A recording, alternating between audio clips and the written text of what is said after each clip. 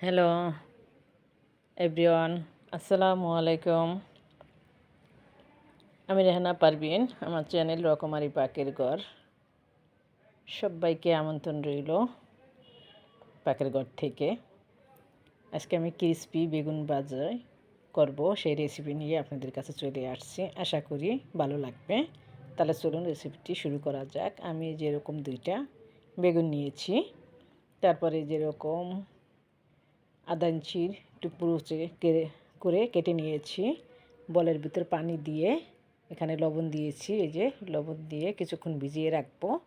এটা রাখলে ভালো হয়, ভিতরের কষটাও বের হয়ে যায় আর তেল কম চুষে নেয় এভাবে করলে।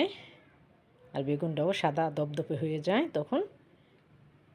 তা কিছুক্ষণের জন্য আমি ভিজিয়ে রেখেছিলাম, তারপর ধুয়ে চালনির উপরে রেখে দিলাম। পানিটা জড়িয়ে নিতে হবে, জড়িয়ে নিলে ভালো হবে, আর না হয় মশলাগুলি পানি হয়ে যাবে। তারপর এই যে বলের ভিতরে সব মশলাগুলো নিয়ে নিচ্ছি। 1 চা চামচ হলুদ, 1 চা চামচ মরিচ গুঁড়া, ধনে গুঁড়া, পরিমাণ মতো লবণ কিন্তু আমি আগে একটু দিয়েছি, সেইটা বুঝে দিবেন। তারপরে যে মিশিয়ে নিচ্ছি। 2টা বেগুনের জন্য যে মশলা নিচ্ছি একদম ঠিকঠাক হয়ে যাবে, আর বেশিও হবে না কমও হবে না, এরকম হবে। তাই মশলাগুলি মিশিয়ে নিলাম। নিয়ে এখন সব বেগুনগুলির সাথে লাগিয়ে নিব। বেগুনটা একবার হইলেও করে খেয়ে দেখবেন, অনুরোধ রইল। এই যে দেখেন বেগুনটা একদম সাদা হয়ে গেছে, উপর দিয়ে ক্রিস্পি হবে, ভিতর দিয়ে জুসি ভাব থাকবে আর নরম থাকবে, তেলও কম খাবে। তাই খেয়ে দেখবেন, আশা করি ভালো লাগবে। আর সম্পূর্ণ ভিডিওটি দেখার অনুরোধ রইল। ভালো লাগলে লাইক কমেন্ট শেয়ার করে পাশে থাকবেন।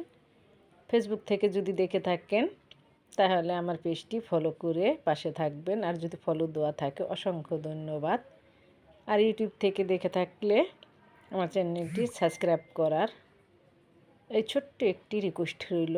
যদি ভিডিওটি ভালো লাগে, আপনাদের কাছে ভালো লাগে, সাবস্ক্রাইব করে পাশে থাকবেন, লাইক কমেন্ট শেয়ার করে দিবেন। এই যে দেখেন আপনাদের সাথে কথা বলতে বলতে আমার সম্পূর্ণ বেগুনগুলি কিন্তু মশলা আমি এইভাবে লাগিয়ে নিয়েছি। আর এই যে কোট করবো যে সেইটা এবার করে নিচ্ছি।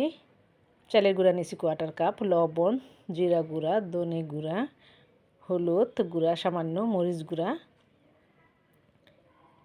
আর 1 টেবিল চামচ ময়দা, সব নিয়ে এভাবে হাত দিয়ে মেখে নিতে হবে।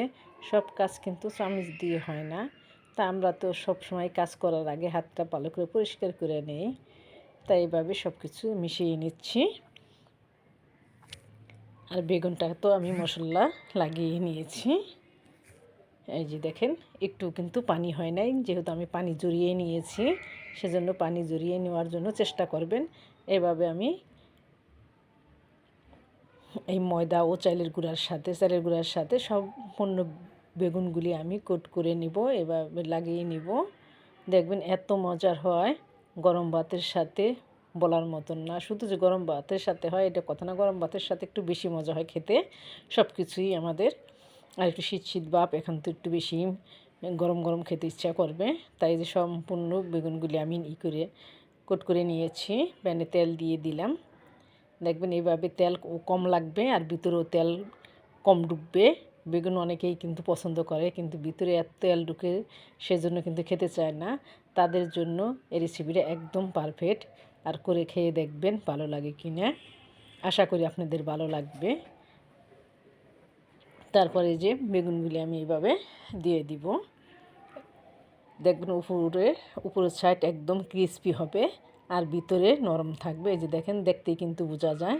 আর দেখেন মাশাআল্লাহ কালারটা কত সুন্দর আসছে, খেতে কিন্তু এত দুর্দান্ত হয় তা বলার মতো না। খেয়ে আমাকে কমেন্ট করে জানাবেন আপনাদের কাছে ভালো লাগছে কি না। ভালো লাগলে আমার চ্যানেলটি সাবস্ক্রাইব করে দিবেন, ভিডিওটি শেয়ার করে পাশে থাকবেন। এই ছোট্ট রিকোয়েস্টটি আপনাদের কাছে আমার, আশা করি পাশে থাকবেন। আপনাদের সাহায্য আমি এগিয়ে যাব ইনশাআল্লাহ। এই যে দেখেন দুনো সাইড কিন্তু আমি উল্টিয়ে পাল্টিয়ে নিয়েছি, দুনো সাইডই একরকম হয়ে গেছে। আর দেখেন মাশাআল্লাহ কালার না, দুনো সাইডের কালারই একরকম, দেখতেই মনে হয় মজা হয়েছে। আর বাকিগুলি আমি এভাবে ভেজে নেব, আর সাথে শুকনা মরিচ ভেজে নেব কয়েকটা। এরকম ভাজার সাথে একটা শুকনা মরিচ না হইলে একদমই চলে না। এই যে দেখেন ফাইনালি আমি বড় একটা ডিশের ভিতরে সাজিয়ে নিয়েছি আমার পছন্দ মতো। আপনারা আপনাদের পছন্দ মতন সাজিয়ে নেবেন। আশা করি আপনাদেরও ভালো লাগবে। আজকে এখানে বিদায় নিয়ে এসেছি। আবার দেখা হবে। আল্লাহ হাফেজ।